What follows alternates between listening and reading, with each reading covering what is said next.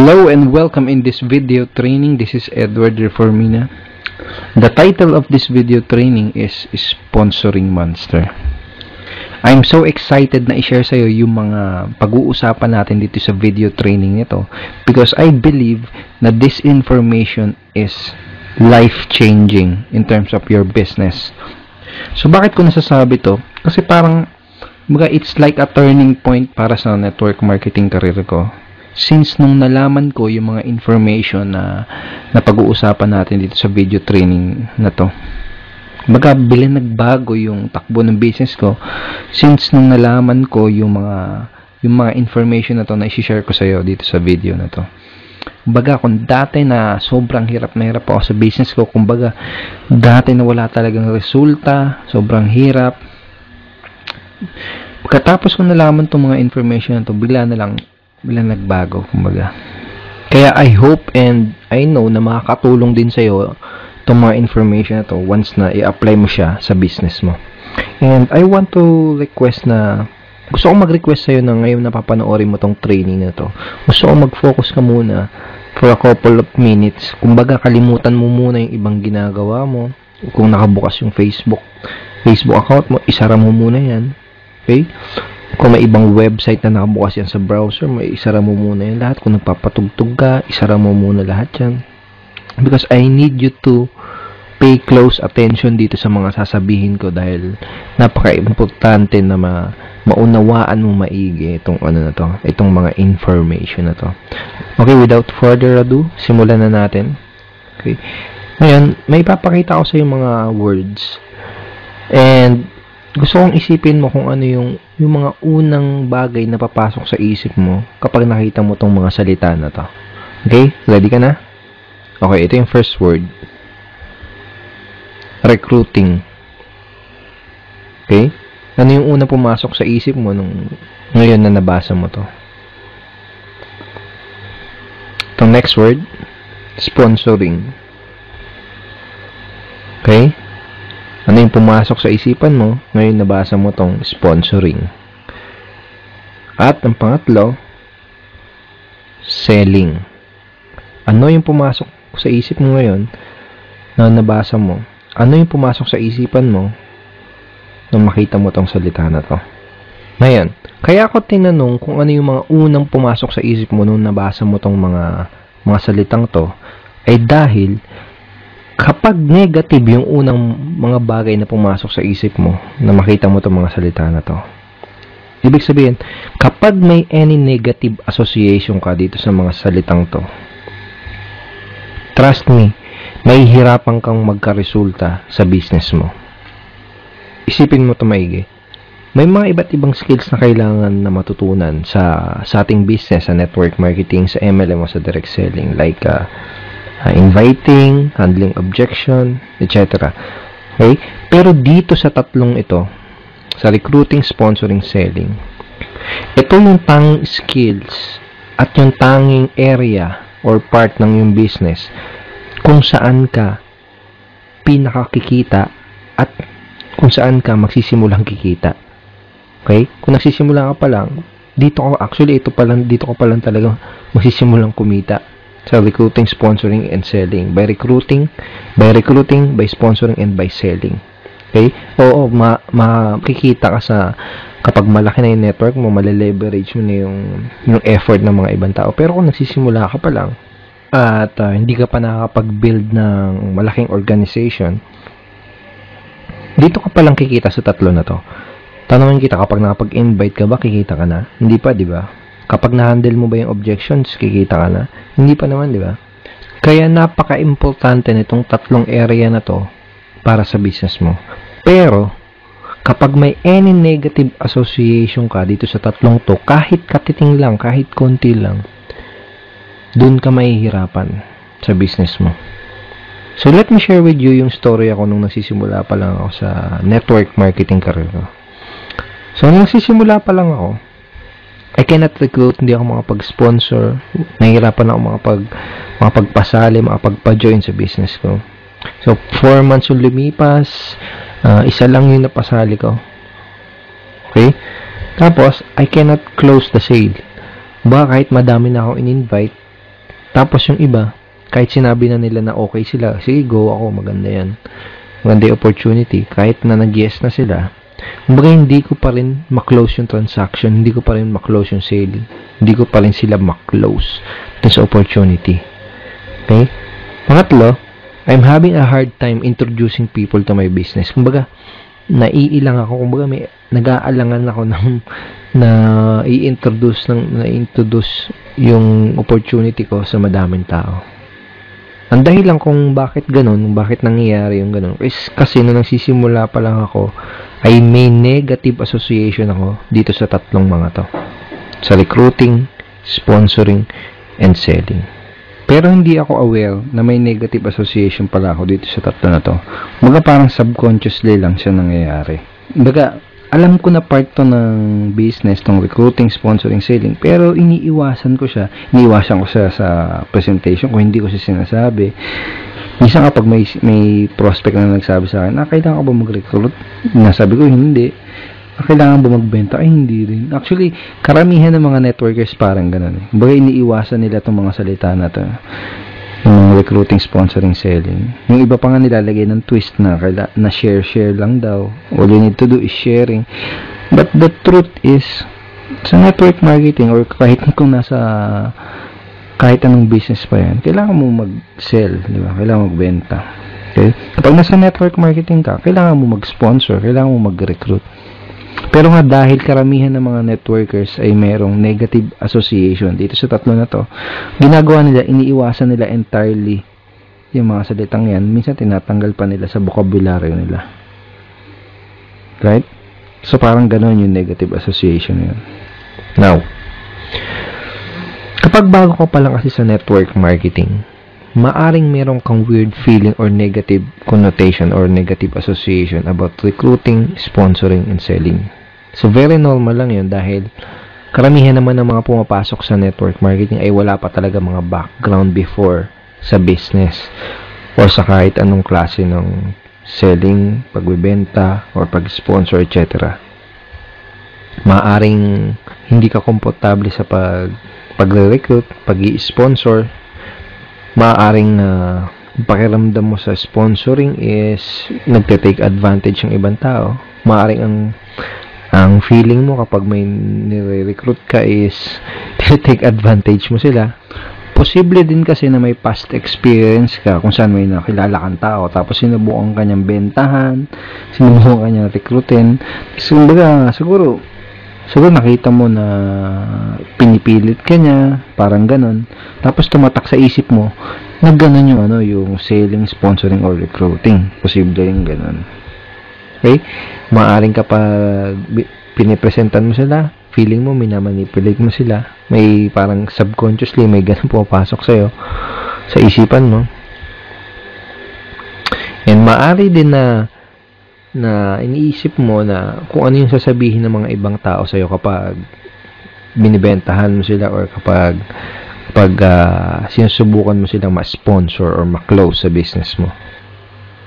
Ito yung mga negative things na pwedeng ma-associate dito sa tatlong ito.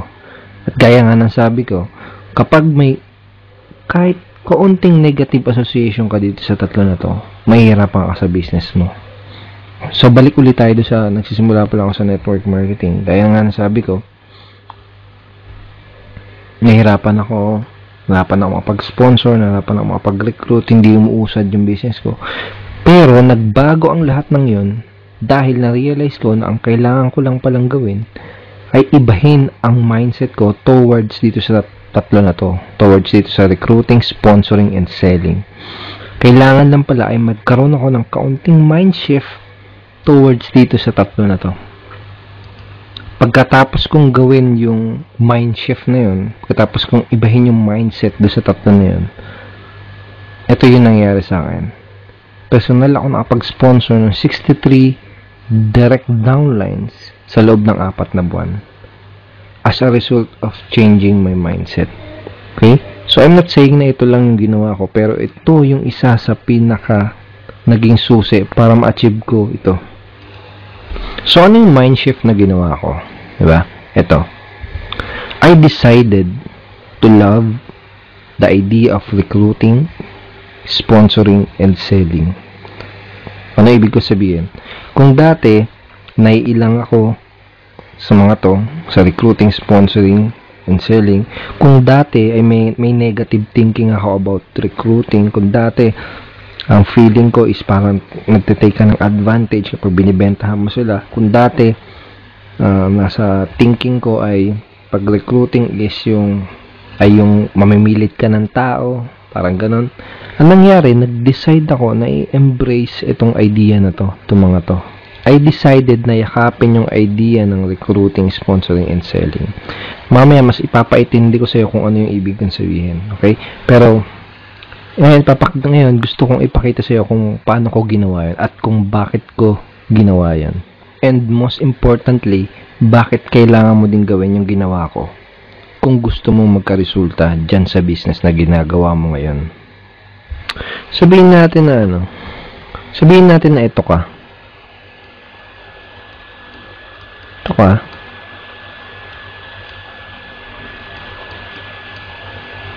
At ngayon, meron kang opportunity na pinopromote. Okay?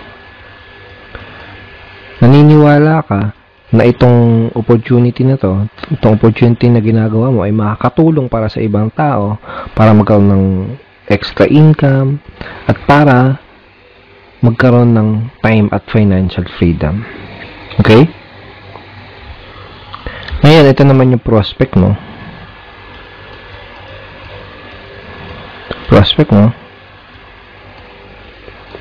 Pwedeng kaibigan mo siya, pwedeng kakilala mo, or pwedeng kamag-anak mo. Okay? Ngayon, tanong. Kapag sinabihan mo ba tong tao na to na may opportunity ka, sinabihan mo siya, parang magic ba na maglalabas na lang siya ng pera agad? For example, sabi mo, may business ako. Sali ka naman. Parang magic ba na maglalabas agad yan ng pera? Dudukot ba kagad yan sa bulsa niya o sa pitakan niya para sumali? Hindi naman, di ba? Bakit? Kasi itong prospect mo na to, madami ang iniisip. Araw-araw, madami ang iniisip. Iniisip niya kung paano siya makakabayad ng bahay niya kada buwan. Iniisip niya kung paano siya maglalagay ng pagkain sa pagkainan nila araw-araw. Iniisip niya kung paano niya mapagtatapos yung anak niya. Iniisip niya kung paano niya mababayaran yung mga utang niya. Iniisip niya kung paano niya mapapasaya yung asawa niya. Okay? Asawa niya yan. Madaming iniisip tong prospect mo. At ang huling bagay na iisipin niyan ay maglabas ng pera. Ngayon ikaw, ginagawa mo yung business mo dahil syempre, gusto mong kumita. Pero, syempre, gusto mo din matulungan itong prospect mo. Dahil naniniwala ka na itong business mo ay makakatulong dito sa prospect mo na makabayad sa bahay niya, makabili ng pagkain, alam mo yun, makabayad sa utang, makuha yung mga gusto niya. Kumbaga, naniniwala ka na itong business opportunity mo ay makakatulong para dito sa prospect mo para masolusyonan yung mga problema niya, tsaka para makuha niya yung mga gusto niya sa buhay. Pero bago mo magawa yun, kailangan mo ma-realize na dito sa gitna nyo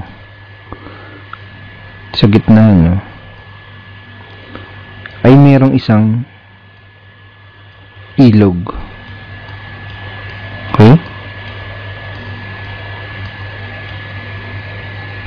Bago mo magawang matulungan itong prospect mo na to gamit ang iyong business opportunity, kailangan ay maitawid mo siya mula dito sa lugar na to papunta dito sa lugar na to. Okay? Bago mo matulungan tong prospect mo with your business opportunity, kailangan maitawid mo siya dito sa kabila ng ilog papunta dito. Okay? Kaya kung talagang gusto mong matulungan itong prospect na to, it is your obligation na maitawid siya mula dito sa lugar na to papunta dito. Ngayon, parang siya makatawid dito sa ilog, kailangan niya sumakay ng ng bangka. Okay? Bangka yan.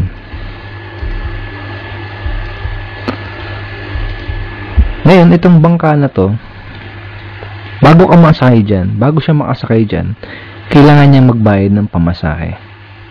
Okay? Magkano yung pamasahe na yun? Pamasahe niya dun sa bangka na yun ay yung kung magkano yung investment dun sa business na ino-offer mo. Sabihin natin, 6,000. Okay? Yan yung niya. Yan yung kailangan niyang pamasahe para makasakay ng bangka at para makatawid siya mula dito sa lugar na to papunta dito. Okay? Ngayon may isang problema. Walang tao na paggigising kada umaga ang iniisip ay, saan kaya ako magandang mga pagkagising niya, ang iniisip niya, saan kaya ako magandang saan kaya magandang gumastos ng pera? Saan kaya magandang gastusin yung pera ko? Saan kaya magandang gastusin tong mga pinaghirapan ko sa trabaho? Okay? Walang tao nagigising kada umaga na constantly na nag-iisip na ano kaya magandang business na bilhin. Walang ganun. Kasi ang iniisip niyan, araw-araw na iniisip ng prospect natin, mga tao, karamihan, ang iniisip niyan is, paano kaya ako makakapagtipid? Paano kaya ako hindi gagastos? Paano kaya ako makakaiwas sa mga gastusin? So, ganun. Ganun yung challenge. Yun yung challenge mo. So, itong prospect mo, kailangan niya ng tulong mo para makapaglabas ng pamasahe. Okay? Para makasakay siya dun sa bangka at para makatawid siya mula dito sa lugar na to, papunta dito sa lugar na to. Pero itong tandaan mo, kapag hindi mo natulungan maglabas ng pera itong prospect mo, hindi mo siya matutulungan gamit ang opportunity mo. Hindi mo siya matutulungan na masolve yung mga problema niyang to kapag hindi mo siya natulungan na makapaglabas ng pera. Okay? Ngayon, paano kung may negative association ka about sponsoring, about recruiting, or about selling? Kapag may negative association ka sa sponsoring, recruiting, or selling, or kapag may maling belief ka dun sa tatlo na yun, mahihirapan ka na matulungan siya maglabas ng pera kasi ang iisipin mo, naku, ang dami nang problema nito, naku, ang dami niya nang gastusin. Tapos paglalabasin ko pa siya ng pera pampuhunan para masumali sa business ko. Okay? So ito yung reason kung bakit kailangan mong i-embrace, kailangan mong ma-inlove, kailangan mong yakapin yung idea ng sponsoring, ng selling, at ng recruiting. Okay? Dahil kapag ganun ang ginawa mo, ang magiging mindset mo ay gagawin mo yung lahat ng makakaya mo.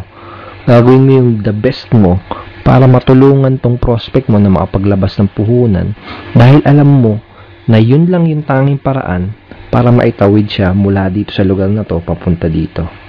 Dahil alam mo na yun yung tanging paraan para masimulan mo siyang matulungan gamit ang business mo.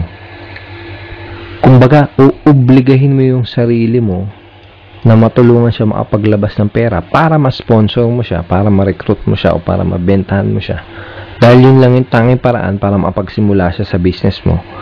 Dahil kung hindi siya makapagsimula sa business mo, hindi mo siya matutulungan. Okay? Ito yung mindset, ito yung mind shift na kailangan mong gawin kung gusto mong mapadali ang pag-sponsor at pag-recruit mo. Okay? Ito yung mind shift na ginawa ko, kaya hindi ako nahihirapan makapag-sponsor at makapag-recruit sa business ko. Dahil alam ko sa sarili ko na ginagawa ko lahat para tulungan yung prospect ko na makapaglabas ng pang-invest, makapag-start sa business. Dahil alam ko na yun lang yung paraan para matulungan ko siya. Okay? Sabi ko nga sa'yo yung mga prospect natin, they need help para makapaglabas ng pera. They need help para makapag-start ng business. Alright? Ganito yung mind shift na kailangan mong gawin kung gusto mo talaga mapadali yung pagre-recruit mo at yung pag-sponsor mo. Ganito yung mind shift na kailangan mong gawin kung gusto mo talagang makatulong sa ibang tao. If you are operating in this level of mindset, sponsoring new downlines will become much more easy. Kapag ganito yung mindset mo, kagaya yung sinabi ko sa'yo na ang goal mo is matulungan yung prospect mo na makapag-invest, makapag-start, dahil yun lang yung paraan na matutulungan mo siya. Kapag ganun yung mindset mo, level na mindset mo, napakadali nung pag-sponsor kasi wala nang hesitation walang hesitation sa part mo. But if you have any feeling of discomfort about recruiting, sponsoring, and selling, meaning kapag may negative beliefs ka, kapag nag-aalangan ka, pag may negative association ka about sponsoring, recruiting, and selling, mahihirapan ka talaga sa business mo dahil ang feeling mo ay pinipilit mo sila, take advantage mo sila, o pino-convince mo sila. Mahihirapan ka sa business mo dahil ang iisipin mo, take advantage mo yung tao, o nag-offer ka sa kanila ng product na mediocre, okay? Nag-offer ka ng product na hindi ganun ka-valuable. Mahihirapan ka talaga sa business mo. Mahihirapan ka, trust me. So ngayon, pag-usapan natin kung paano mo matutulungang maitawid yung prospect mo mula do sa kabila ng ilog papunta do sa kabila. Sa madaling salita, paano mo matutulungan yung prospect mo na makapag-start sa business mo? Paano mo siya matutulungan na makapaglabas ng puhunan or ng pang-invest dun sa business mo para masimulan mo siya matulungan gamit ang business opportunity mo. Okay? So, sabihin natin ganito yung scenario. Sabihin natin na explainan mo na yung prospect mo, na presentan mo na siya ng kung ano yung opportunity mo, nasabi mo na sa kanya, and na-handle mo na yung objection niya. Tapos, sabi ng prospect mo, oo, pero, may kasunod. May kasunod yung oo nila, yung yes nila, may kasunod. Okay, so madalas ganito. Oo, maganda. Gusto ko yan. Pero, doon yung pero Pero wala akong pera. Okay? Minsan naman ganito. Oo, maganda. Maganda.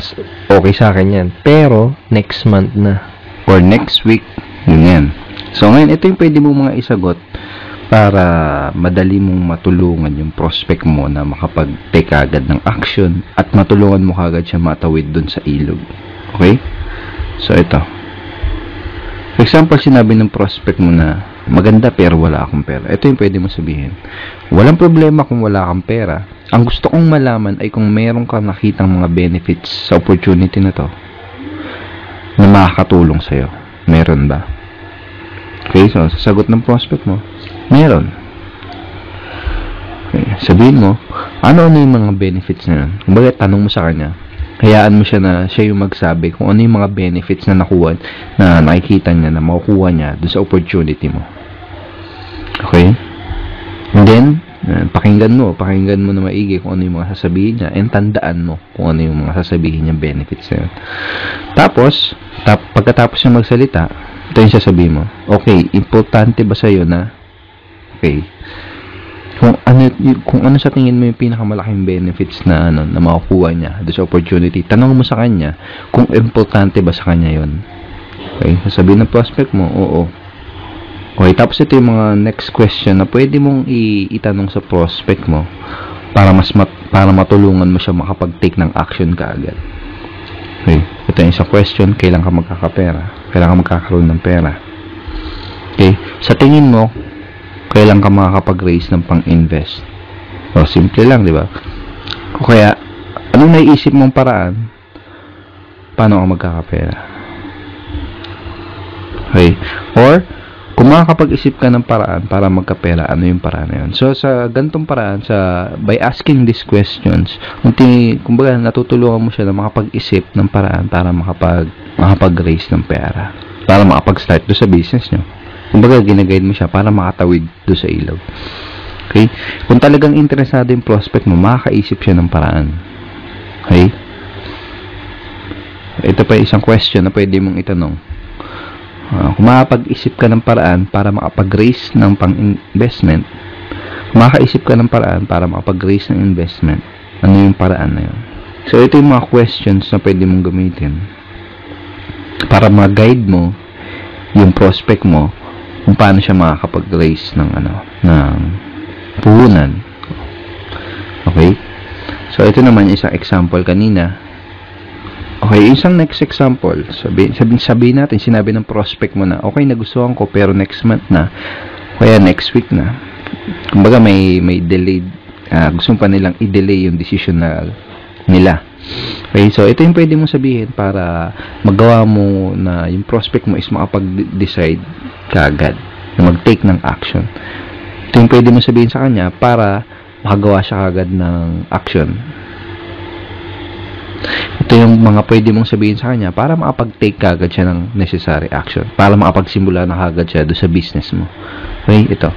Okay lang naman yan. For example, sabi ng prospect mo, okay, nagustuhan ko, pero next month na. Sasabihin mo, okay lang naman yan, walang problema. Pero tatanungin kita, anong pinagkaiba kung magsisimula ka sa isang buwan at kung magsisimula ka ngayon? Okay, tapos, bakit mo pagugustuhin na i-delay ang pagsali mo kung ngayon pa lang ay pwede mo na simulan na ma-experience yung mga benefits na makukuha mo mula sa opportunity na to? Okay? Ano yung pumipigil sa'yo para makagawa ng action ngayon? Kumbaga, minsan kasi may mga minor objections pang natitira yung prospect mo na baka kailangan mo lang masagot para makapag-take na agad siya ng action. Okay? Okay, so, and then kapag sinabi mo din to sa prospect mo, pwede naman ngayon na magsimula na siya. Baka marirealize niya na ba't mo papatatagalin? Okay? Kaya naman, ito pa yung isa mong pwede mong sabihin pag sinabi ng prospect mo na, okay, nagustuhan ko pero next month na. Okay lang naman yan, walang problema, pwede mong gawin yan. Okay, pwedeng next month ka na magsimula. Pero tatanungin kita, anong pinagkaiba kung magsisimula ka sa isang buwan at kung magsisimula ka ngayon? Bakit mo pagugustuhin na i-delay ang pagsali mo kung ngayon pa lang ay pwede mo nang lagay mo dyan yung why nila? Bakit mo pagugustuhin na i-delay ang pagsali mo kung ngayon pa lang ay pwede mo nang matulungan yung mga kapatid mo sa pag-aaral nila sa tulong ng opportunity na to? Bakit mo pagugustuhin na i-delay ang pagsali mo kung ngayon pa lang ay pwede ka nang kumita ng extra income para may pandagdag kang gastusin sa inyo sa tulong ng opportunity na to? So, parang ganun. Lalagay mo lang dyan yung reason why nila. Okay? And tanong mo muli, ano yung pumipigil sa'yo para makagawa ng action ngayong araw na to? Alright? So, ito yung mga question na pwede nating itanong sa mga prospects natin para matulungan kaagad natin sila na makagawa kaagad ng action. Ito yung mga question na pwede mong itanong para matulungan mo yung mga prospect mo para maitawid mo sila mula dito, papunta dito. So, I hope na gets mo yung idea kung bakit napaka-importante na magawa mo din itong mind shift na to. Kung bakit kailangan mong i-embrace yung sponsoring, recruiting, and selling. Gaya nga ng sabi ko sa'yo, nung naintindihan ko to, parang turning point siya nung career ko. Dahil nung naintindihan ko siya, naintindihan ko tong konsepto na to, ay napadali yung pag-i-sponsor ko. So, I hope mag-gets mo din yung idea at mag-grasp mo din siya at magawa mo din itong mind shift na to para ikaw mismo ay mapadali yung pag-i-sponsor mo sa business mo. Okay, so this time may gusto kong ipabasa sa'yo. So, kung basahin mo to. Starting today, I am going to love recruiting, sponsoring, and selling. Okay? Simula ngayong araw na to, i-embrace ko tong idea ng recruiting, sponsoring, and selling. Tatanggalin ko lahat ng mga negative association dating pinaniniwalaan ko about dito sa mga to. Kung talagang seryoso ko matulungan yung mga prospect ko, kailangan ay ma-inlove ako o yakapin ko itong mga idea na to. Okay? Kailangan yung mind shift ko. Kung mayroon man akong negative association sa mga bagay na to, recruiting, sponsoring, and selling, kailangan kong, dahil ang tanging paraan para matulungan ko ang prospect ko gamit ang aking opportunity ay ma-recruit muna sila, ma-sponsor muna sila, o mabentahan muna sila. Okay? Starting today, I am going to love recruiting, sponsoring, and selling. So thank you so much for watching this video. I hope marami ka natutunan, and I hope na i-embrace mo tong mind shift na to. And I wish you all the best dyan sa business mo. Good luck to you and have a beautiful day and be unstoppable.